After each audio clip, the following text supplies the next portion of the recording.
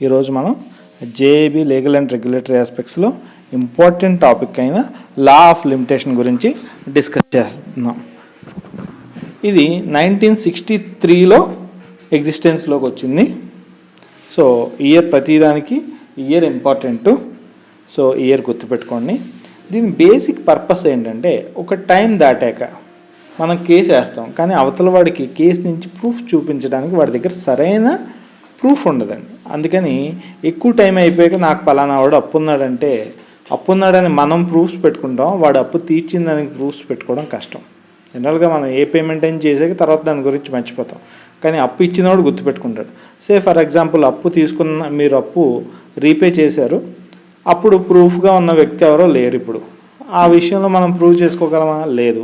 అటువంటి పరిస్థితులు వస్తాయి. అందుకని దీనికి ప్రతి లోనికి ఒక లిమిటేషన్ టైం ఉందండి.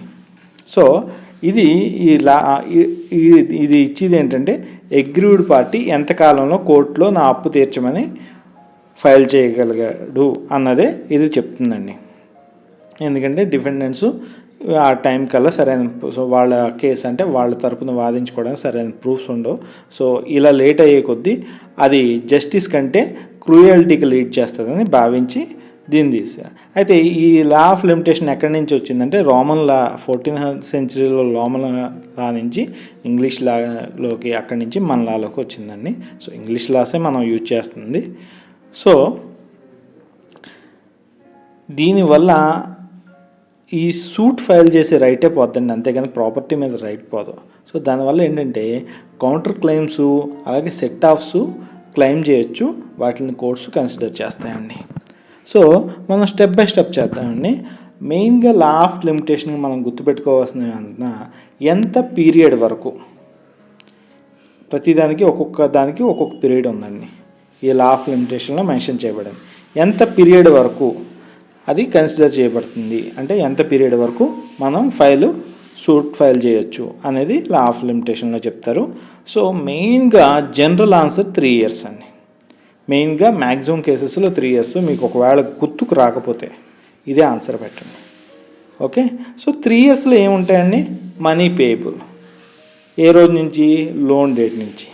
సో ఎవడైనా లోన్ తీసుకుంటే ఆ 3 yearsలో తిరిగి అది ఎక్స్పైర్ అయిపోద్ది, ఈ లోపలనే కట్టేయాలి. అందుకే ప్రామిసరీ నోటు ఇచ్చిన వాళ్ళు 3 years లోపల ఎంతో కొంత పేమెంట్ చేయండి అని అడుగుతూ ఉంటారు, దాన్ని రెన్యూ చేయించుకోండి అని అడుగుతూ ఉంటారు. అలాగే బిల్ ఆఫ్ ఎక్స్చేంజ్ ఉందనుకోండి, పేయబుల్ బై సైట్ అయితే from the date of bill నుంచి. అలాగే promissory note or bill of exchange a particular డేట్లో పే చేయాలంటే ఆ రోజు నుంచి. సింపుల్ అండి, ఏ రోజు నుంచి డబ్బులు పే చేయాలో ఆ రోజు నుంచి, ఏదైనా సరే సింపుల్ లాజిక్.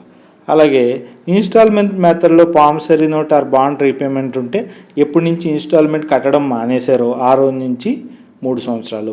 అలాగే పెర్ఫార్మెన్స్ కాంట్రాక్ట్ ఉంటే ఏ రోజుకి అది డ్యూ అయిందో ఆ రోజు నుంచి 3 సంవత్సరాలు.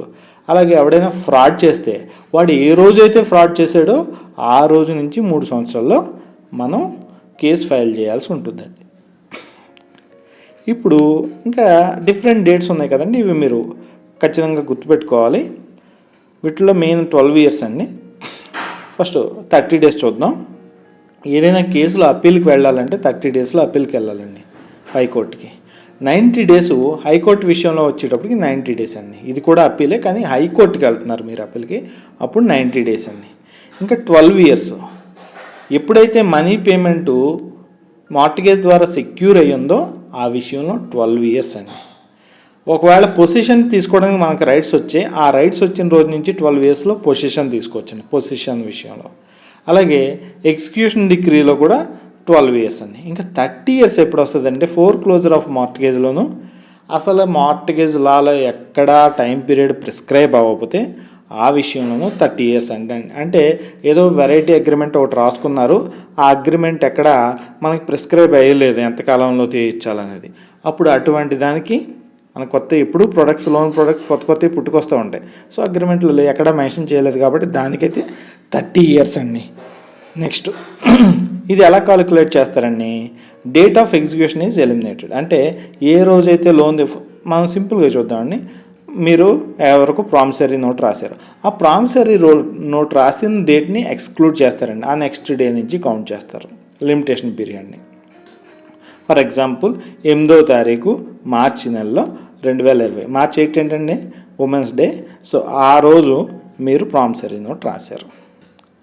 రాస్తే ఆ రోజుని ఎక్స్క్లూడ్ చేసి అక్కడి నుంచి 3 years కౌంట్ చేయాలండి. అంటే అది ఎప్పటికి ఎండ్ అవుతుందండి, 8th March 2023. సింపుల్గా 3 years యాడ్ చేస్తే సరిపోద్దండి.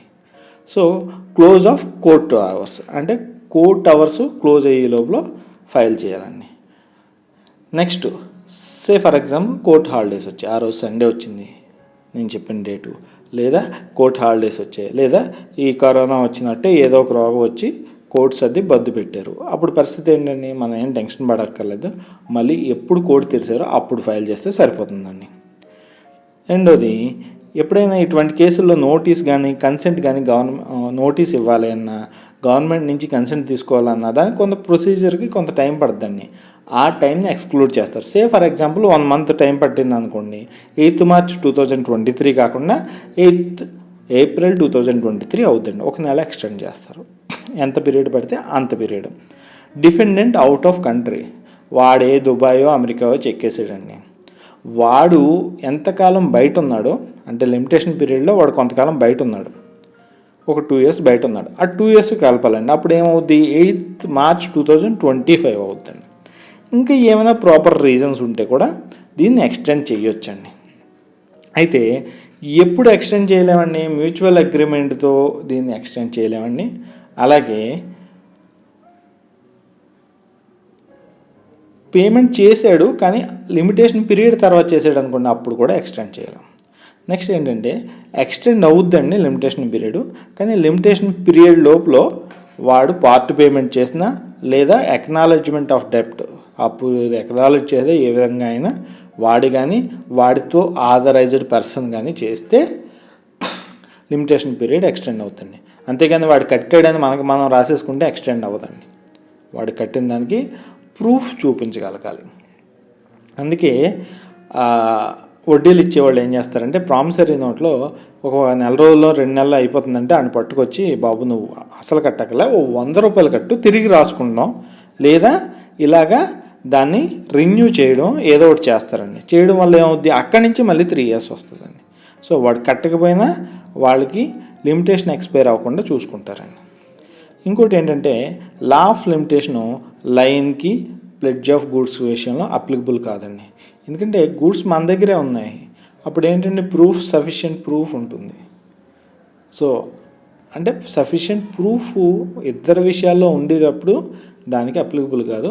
సో పర్టికులర్గా లైన్కి ప్లెడ్జ్ ఆఫ్ గూడ్స్కి అప్లికబుల్ కాదు.